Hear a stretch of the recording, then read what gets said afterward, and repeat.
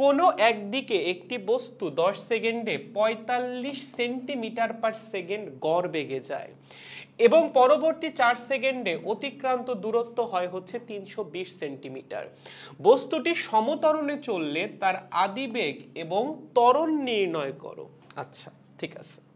দেখো, এখানে দুইটা কাহিনী বলা আছে। ধরো এই আমাদের বস্তুটা এই পথ বরাবর গেছে। কোন পথ বরাবর? এই পথ বরাবর, ঠিক আছে। তো তোমাকে বলছে প্রথম 10 সেকেন্ডে সে গেছে 45 সেন্টিমিটার পার সেকেন্ড গড় বেগে। আচ্ছা, আমাকে একটা কথা বলো তো, গড় বেগের ফর্মুলা কি ছিল? গড় বেগের ফর্মুলা ছিল মোট সরণ ডিভাইডেড বাই মোট সময়। তাহলে প্রথম 10 সেকেন্ডে সে যদি এই গড় বেগে যায়, আমাকে বলো তো প্রথম 10 সেকেন্ডের সরণ কেমনে বের করবা? খুবই সহজ ভাই, গড় বেগ তোমাকে দেওয়া আছে কত? 45 সেন্টিমিটার পার সেকেন্ড। এই 45 সেন্টিমিটার পার সেকেন্ড মানে কত মিটার পার সেকেন্ড? 1 সেন্টিমিটার সমান কত মিটার? 0.01 মিটার। তার মানে 45 সেন্টিমিটার পার সেকেন্ড মানে হচ্ছে 0.45 মিটার পার সেকেন্ড। ওকে, আমরা কি চাচ্ছি? টোটাল সরণ। টোটাল সময় কত বলো? কতক্ষণ সে এই গড় বেগে গেছে? 10 সেকেন্ড, তার মানে টোটাল সময় হচ্ছে 10। তাহলে টোটাল সরণ কত হবে? টোটাল সরণ হবে 4.5 মিটার। মানে বস্তুটা এখান থেকে যাত্রা শুরু করছে, যাত্রা শুরু করার পর প্রথম 10 সেকেন্ডে সে গেছে 4.5 মিটার। কতটুকু সময়ে? প্রথম 10 সেকেন্ডে, ঠিক আছে। এরপর সে কি করছে? সে পরবর্তী 4 সেকেন্ডে আরো 320 সেন্টিমিটার গেছে। পরবর্তী 4 সেকেন্ডে সে কি করেছে?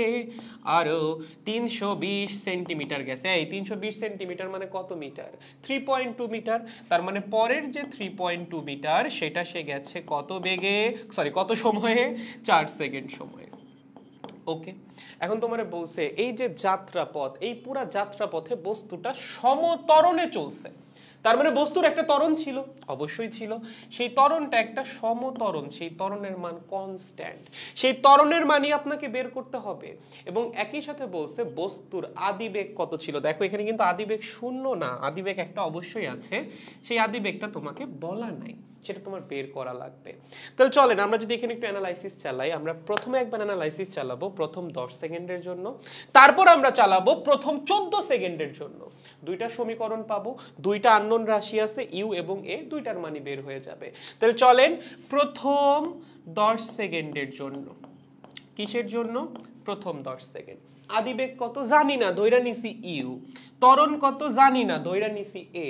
প্রথম 10 সেকেন্ডে সময় কতটুকু গিয়েছে? সময় অতিবাহিত হয়েছে আমাদের 10 সেকেন্ড।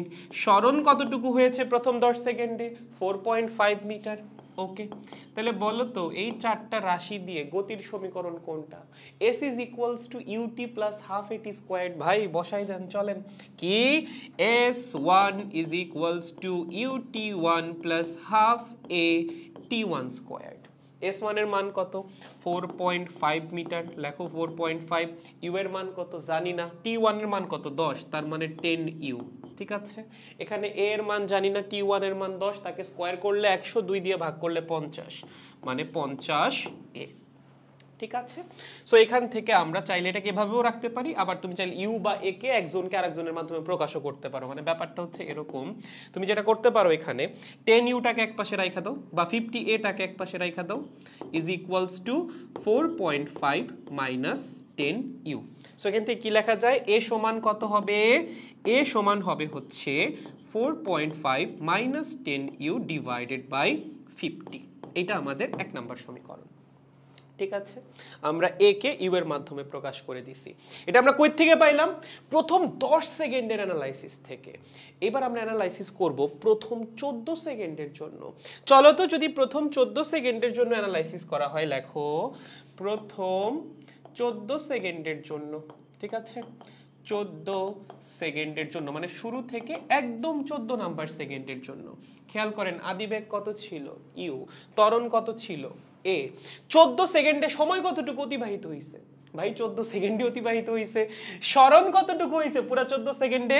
4.5 প্লাস হচ্ছে 3.2 মানে 7.7 মিটার। তাহলে চলেন, আমাদের ত্বরণ এবং আদিবেগ তো সেমই আছে, সময় অতিবাহিত হইছে 14 সেকেন্ড এবং স্মরণ হইছে কতটুকু স্মরণ হইছে প্রথমে 4.5 পরে আরো 3.2 মানে হচ্ছে 7.7 মিটার ঠিক আছে এখন আমরা আরো একবার সেম ইকুয়েশন অ্যাপ্লাই করব 14 সেকেন্ডের অ্যানালাইসিসে তাহলে চলেন s2 ut2 plus half a t2 squared ওকে মান বসিয়ে দাও বাচ্চারা চলো s2 এর মান কত 7.7 u এর মান জানি না t2 এর মান কত 14 u plus half t মানে হচ্ছে 14 তাকে স্কয়ার করলে কত হবে 196 মনে হয় না 14 স্কয়ার মানে 196 তাকে যদি আবার 2 দিয়ে ভাগ করা হয় তাহলে হবে হচ্ছে 98 a most probably okay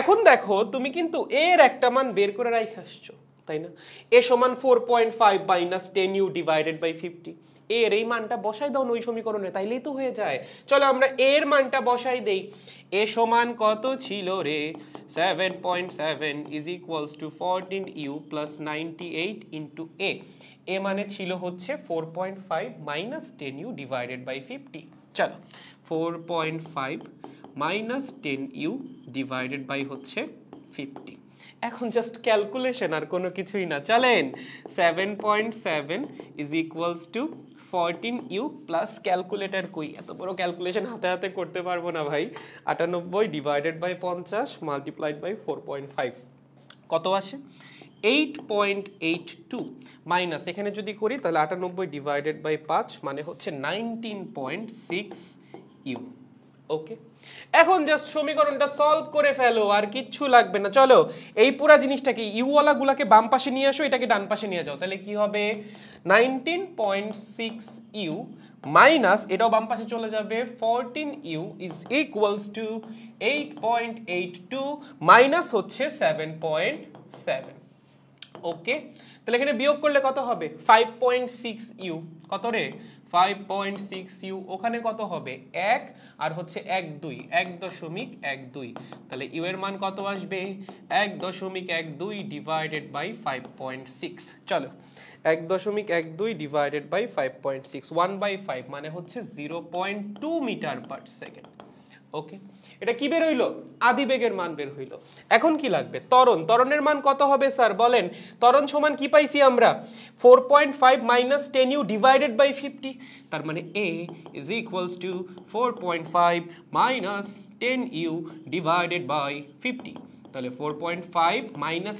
10 K u দিয়ে গুণ করো কত হবে 0.2 ইনটু 10 মানে কত রে 2 ডিভাইডেড বাই 50 তার মানে উপরে থাকবে 2.5 নিচে থাকবে কি 50 ঠিক আছে তার মানে হচ্ছে 0.1 মোস্ট প্রবাবলি 0.1 না 0.1 কেমনে হয় 0.05 হবে ঠিক আছে 0.05 metre per second square calculate করে নিতাও 2.5 ডিভাইডেড বাই 50 হ্যাঁ 0.05 সো আমাদের আদিবেগের মান হবে অ্যানসার হবে আদিবেগ 0.2 মিটার পার সেকেন্ড এবং ত্বরণ হচ্ছে 0.05 মিটার পার সেকেন্ড স্কয়ার্ড একদম সহজ ঠিক আছে খুবই খুবই খুবই সহজ